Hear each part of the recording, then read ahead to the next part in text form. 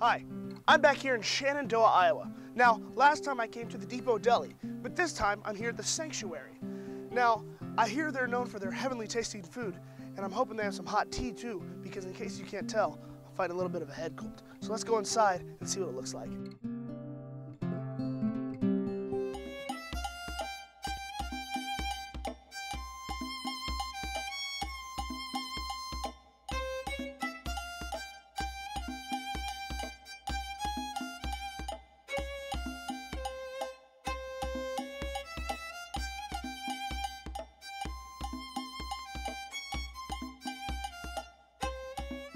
Today we take you back to Shenandoah, Iowa, where last time we visited the Depot Deli.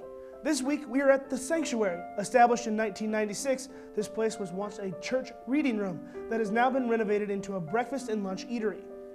Open on weekdays, this is a place serving delicious homemade sandwiches, salads, dressings, and desserts. The decor of this restaurant is nothing short of amazing. From beautiful pieces of art to the stained glass windows, this is definitely a cozy place for a nice sit-down lunch. These stained glass windows really add to the atmosphere here of the Sanctuary. They were really tied in well with the interior decorating when the owner took over. They look really great tonight, right now, because it's sunset, and it just lights up the entire color of the restaurant. I got a chance to sit down with Shelby, the manager, and talk about how the Sanctuary started out and what's on the menu for me today. I'm here with the manager of the Sanctuary, Shelby. How are you doing? I'm good. How are you? Excellent.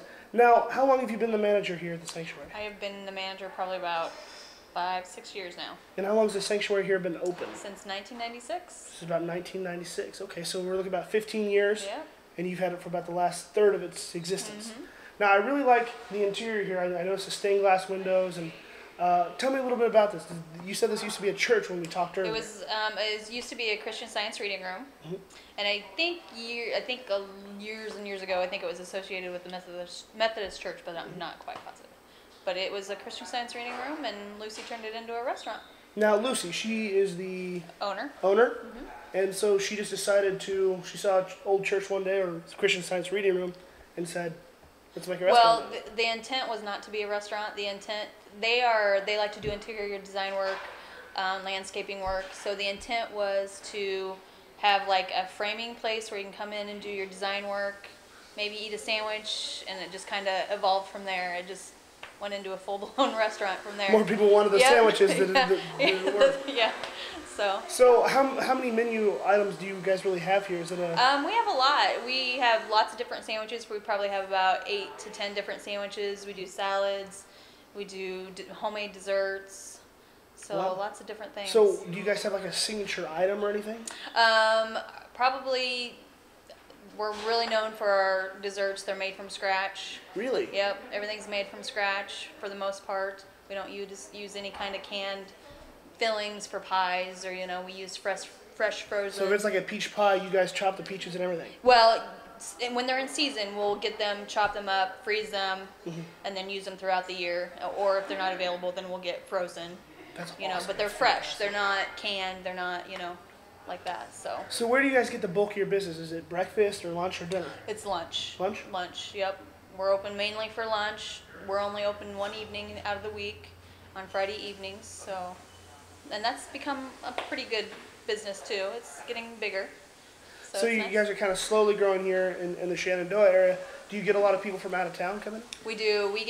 I'm amazed. I do a radio spot with a Red Oak station, and we get a lot of people from Red Oak, Council Bluffs. We've got a couple that drives up from Kansas City. Really? Yeah, we get from all over. So it's fun, and it's amazing to still hear people that have never heard of us. After all these years that I've been here, right? It's here in the Shenandoah area. Yeah, I mean, still, I had when I applied to work here, I had never heard of it, and they had been open 4 or 5 years before I had. So it's kind of like the really hidden gem of Shenandoah. That's right.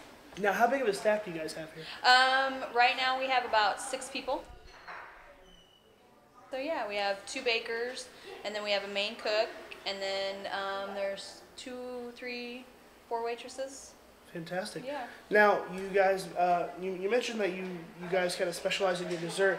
What do you guys have as far as specialize in for like a main course? Our sandwiches, we do a smoked turkey sandwich. It's really popular. A turkey bacon sandwich is really popular. Ooh, that sounds and then we're really known for our raspberry vinaigrette that we put on our salads. Ooh, I've never had that before. It's really good. Well, let's take a trip back in the kitchen. Okay. Let's go turkey bacon. Let's get a salad for that. Okay, all right. Cool, let's check it out. Before I sink my teeth into the turkey bacon sandwich and raspberry vinaigrette salad, let's talk about a brief history of paninis. The panini originated in Italy, most notably Milan, but has exploded in popularity and is now an international favorite. In Italy, the sandwich is often associated with lunch breaks, picnics, and snacks in the summertime. The Italian panini, to American standards, would be a stripped-down version of the sandwich. It usually has a single filling and is not grilled. Their sandwiches are often made from a small roll or loaf of bread, typically a ciabatta or a rosetta, then filled with salami, ham, and various types of cheeses. People often confuse the term panini as only a pressed grilled sandwich. This is probably because of the widespread availability of the style and the use of the panini press. The first United States reference to the panini dates back to 1956.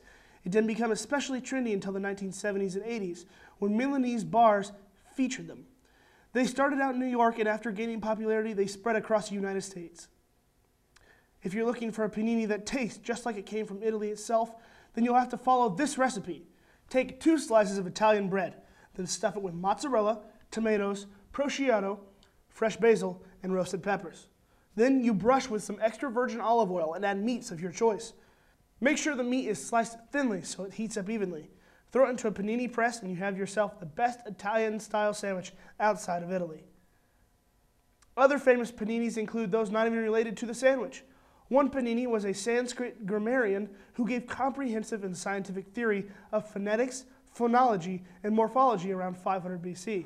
Another is a panini that started an office equipment distribution company that now leads the market in remote deposit capture installations in the United States.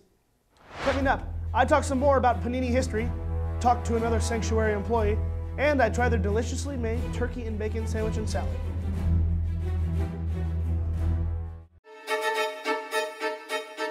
We're in Shenandoah, Iowa, in a church-turned-restaurant, The Sanctuary.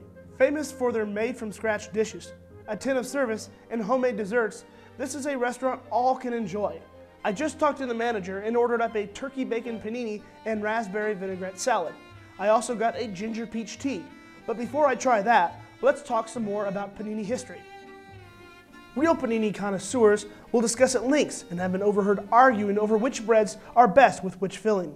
The main thing which all agree upon is that the choice of bread and filling should be balanced, complementing one another's flavors.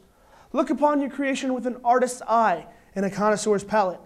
A suggestion I've come across is if you really want to know the difference between breads, just experiment. Get a type of meat that you enjoy, turkey, ham, salami, or whatever you prefer. Then get a couple types of bread and rolls, a ciabatta, a whole wheat, some flavored type of bread, and just mix and match. You'll soon notice how the balance varies between bread to bread. A panini is really all you want it to be, since there's a part of you within each creation, and sometimes a panini can turn out to be a little bit autobiographical about who makes a sandwich. Back in the sanctuary, my dish is already prepared for me. They were also kind enough to bring me out some ginger peach tea for my voice. There you are. Thank you very much. Meal. Thank you very much. Now, while the cameras were off, I went and ordered a tea too. This is actually a ginger peach tea. I've never had anything like this before, so we'll figure we'll give it a shot, and maybe it'll go well with my turkey bacon and my raspberry vinaigrette that they've given me on my salad. Oh, that is delicious. You can really taste the peach in that. But that's not what we're here for. We're here for the sandwich. Let's give it a shot. The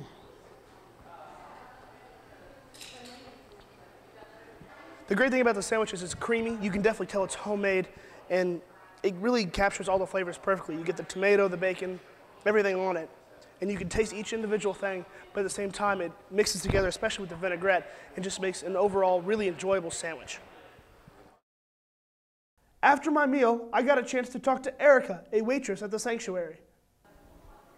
I'm here with Erica on the wonderful outdoor patio section of the sanctuary, and I hear Erica's actually the best waitress in southern Iowa. Is that right? It's true. Wow, she's not even denied at all. You are so humble. That's why I love you, Erica. Now, how long have you been working here at the sanctuary? This is probably my 4th year. Your 4th year? Mm-hmm. So what is your favorite dish here? Because, I mean, obviously you've probably tried everything on the menu several times. I actually have a favorite sandwich. I like the Italian panini. It's my favorite sandwich. And I like the house salad with the raspberry dressing. Now, I noticed when I was eating the sandwich in there that if you get a little bit of the house salad dressing on the sandwich, it kind of adds a little bit of zest to it. It does. We actually have people who get it on the side. No one told me about that. I had to figure that out on my own.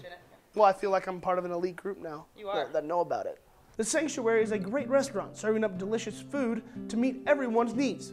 The friendly service, homemade dishes, and absolutely stunning decor are enough to make me want to come back again, and is definitely a diner in the rough. If you want to check out previous episodes, you can see them on YouTube, and if you have any questions or comments, you can email us at knwt@nwmissouri.edu. Well, that's it for this week's Diner in the Rough. Now, the Sanctuary's food was definitely a slice of heaven. Now, there have been 2 different Diner in the Rough locations in one town, mere blocks from each other. I'm beginning to love Shenandoah, Iowa, and until next time, you keep on eating.